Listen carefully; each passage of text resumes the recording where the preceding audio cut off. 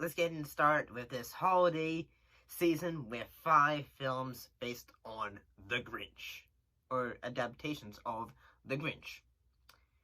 So let's start with the original.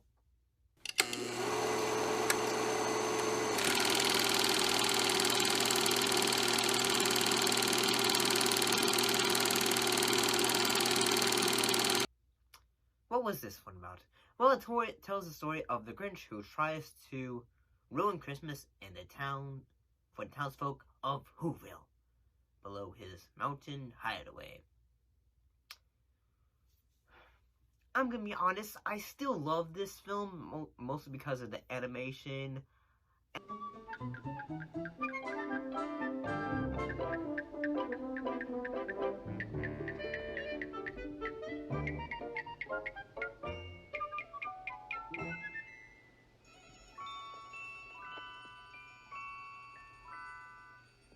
And I especially love it mostly because of the voice acting of Boris Karloff as the narrator, and the music by Thurl Ravenscroft. Monster, Mr. Grinch, your heart's an empty hole.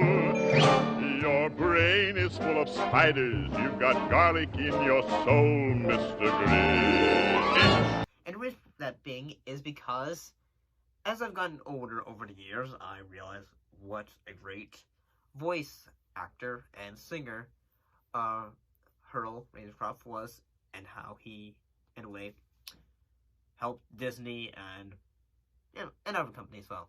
His voice of Tony the Tiger, and as well as the singing bus from the Haunted Mansion. I gotta say, looking back at it, I still think this film is a bit of a classic. I mean, heck, when you think about it, like Dr. Seuss animated films, this is what you think of. I mean, when you think about it, this is just a great adaptation of the Dr. Seuss novel. I mean, it basically follows the novel to a T. And, I mean, yeah, I think it's a great little film to watch around the holidays. But you can't go wrong with this one. So let's go ahead and look at the next one, which is How the Grinch Stole Christmas, originally known as The Grinch.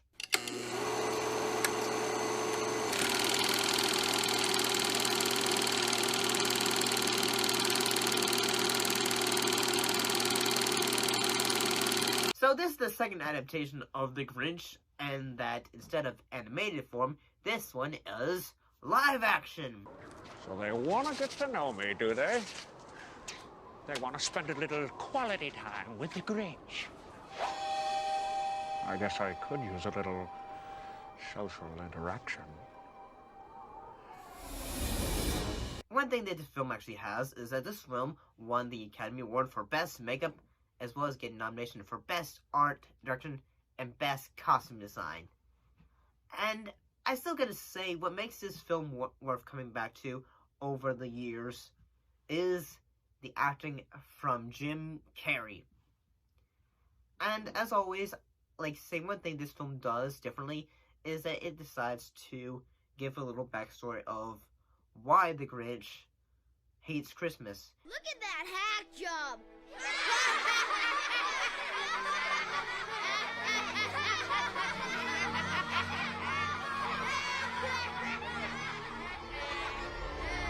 Stupid cricket! Stupid tree! I hate Christmas! The anger, the fury, the muscles. And a lot of people would say, well, we didn't really need to know that. But honestly, I think the film does a good job in the fact that, he was just an orphan and that he was adopted. And then he had a bad day at school, and that's the reason why he hates Christmas, because he was made fun of. I'll be honest, there are lots of moments that one could talk about when it comes to this film, whether it is like, say, the fact that the Grinch is a mechanical genius. Like, whether it's the fact that he made his sleigh himself. We're gonna die! We're gonna die! I'm going to throw up, and then I'm gonna die! Mommy, tell it to stop! I still gotta say, there's a lot of moments that I could talk about when it comes to this film. Especially, like, say, there are some moments where I'm just like, what?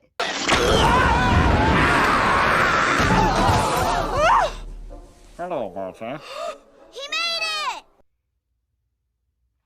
But, honestly, I gotta say, How the Grinch Stole Christmas, or The Grinch, is a film that has become, in a way, a holiday classic. So let's move on to the next film.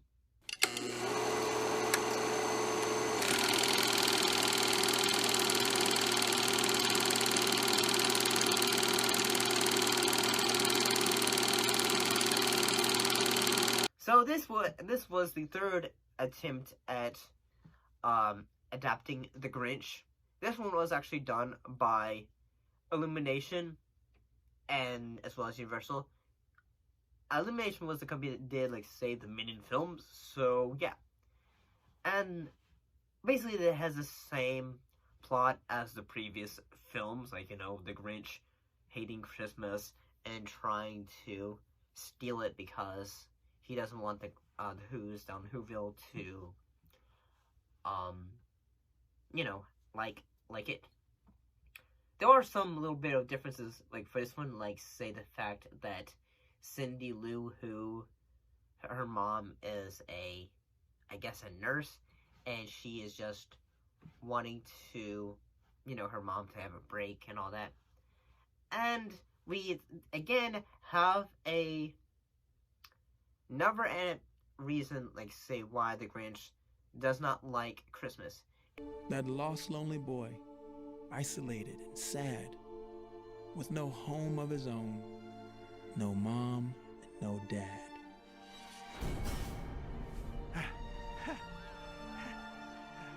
And as the Grinch looked around, he felt downright scared as he remembered that Christmas where nobody cared. In this case, he was an orphan, and he didn't get adopted, so, he saw everyone liking Christmas, and in a way, just sad about it. And honestly, a reason why, like, I'll be honest, why I kind of like this reason was because, like, when I was younger, my family had adopted or foster parents for the kids.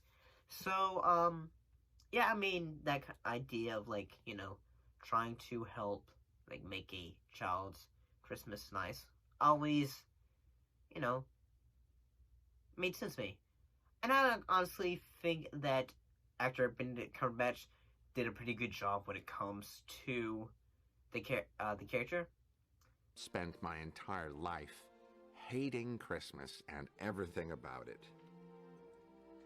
But now I see that it wasn't Christmas I hated. It was being alone.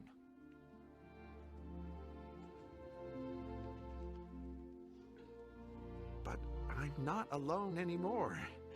And I have all of you. And I'll be honest, like, say the fact that the film is in animation form helps in that it is a lot colorful compared to the Jim Carrey version, which was more, it has some colorful moments, but it had more of a muted color tone at times. So, this was the final film that had the blessing of Audrey Gristle, who was Dr. Seuss's widow. So yeah, there's, like, a little bit neat bit of info. And, like, say, like, the previous films, this one decided to redo the How the Grinch Stole Christmas song or the mean one, by like making more hip-hoppy sound. I mean, there's a lot of things about this film I'd like say, whether it is the animation. We'll have 100 reindeer to pull up!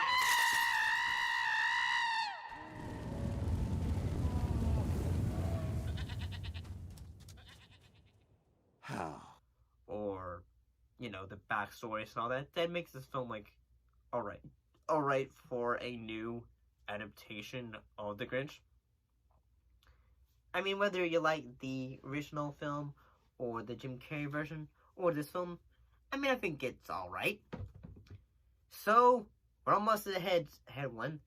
Let's go ahead and look at Dr. Seuss, The Grinch Musical.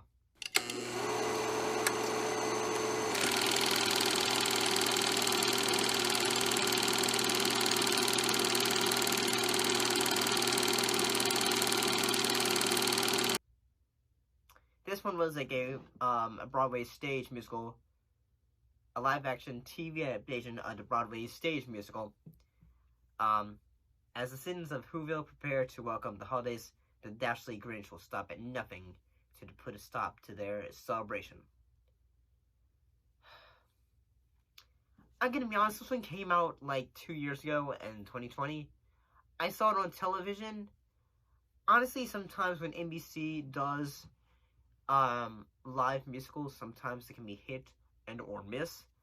Honestly, I can think this will be a in-betweener, in the fact that although I'd say that the set design for this film could be, a word would be minimalistic. He's mean and he's green and he might make you flinch. And he hates everything about Christmas, that horrid Mr. Grinch. But honestly, here's my deal. I think the actors in this adaptation do a good job, but as a person who like did theater in college, I gotta say that I feel like, especially since this is a musical, I feel like if most of the songs that aren't in the musical, like there's like say we get backstories between about the like young Max and all that. We get more musicals involving the Grinch. Heck, I would even think that the moments where they say like "You're a mean one, Mr. Grinch" and all that stuff, I think it's just slow, tedious. And here's the thing, especially since this is a live show, you could have made it more poppier, more energetic. It seems sometimes like they didn't really have full energy, and plus, there wasn't much actors for the cast. Mr. Grinch. That's what Grinches are for! Get used to it. Matthew Morrison stars as the Christmas baddie the whole family will love to hate. Dr. Seuss's The Grinch Musical. I mean, I will think that at times the lighting for this special can be alright, whether it is the moments where we first see the Grinch and he's just standing in the shadows and all that stuff. And, I mean, I think the makeup that is used for Matthew Morrison is pretty good. I think it's actually pretty good. It's not like the Jim Carrey version, where it's like, we have to tone it down. And plus, like, they probably didn't want the Matt to go crazy with all that makeup on him. And if you're freaking out and you start to spiral downward, turn the television on, change a pattern, have someone come up and smack you in the head, punch yourself in the leg. So it was, or smoke as much as you possibly can. So I was this Grinch sitting. But honestly, if I had to pick between watching the previous films or this Broadway this TV adaptation, I'd rather watch the previous versions. I'm not saying the actors did a bad job. I'm not saying that at all. So, we finally get to the last film, which is...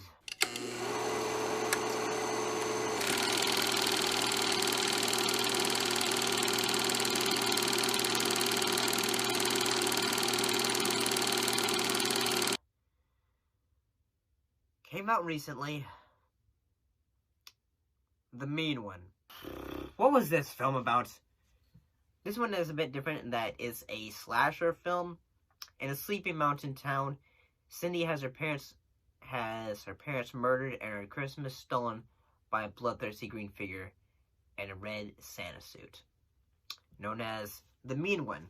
Instead, say, well, they can't have him be called the Grinch because, you know, this is a parody film, so we gotta be every time someone's about to say the Grinch, someone has to say a different word because... Shh! You wanna get sued? Because, parody rights and all that. But honestly, I gotta say, this one was the acting for this one was bad. It was so bad. Remember that story about Cindy You-Know-Who? When her Christmas was stolen, she knew what to do. Why, Santa Claus? Why? But what if I said that's not how it went down? Monster! It was... Oh my God. This was so bad, man. Honestly, heck, there's the actor who plays the Mean One is David Howard Thornton. He also played Art the Clown in the Terrifier films.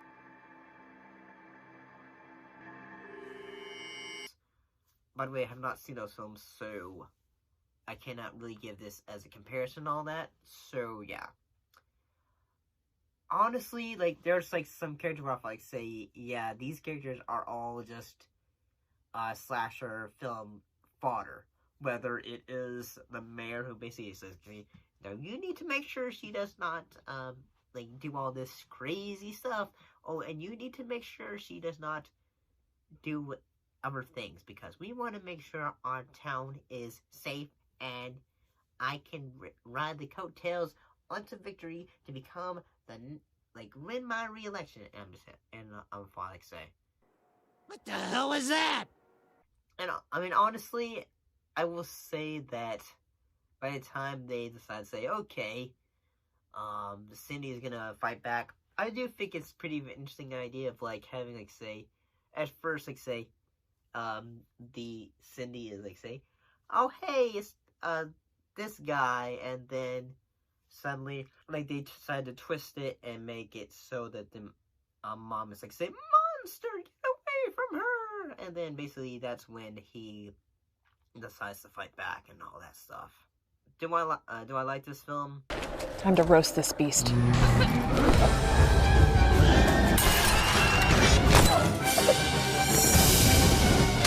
You're a dead one, mister.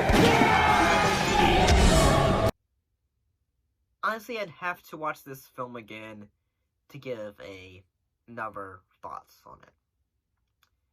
But honestly, if I had to rewatch these films again, I'd say go with the classic one, the television special.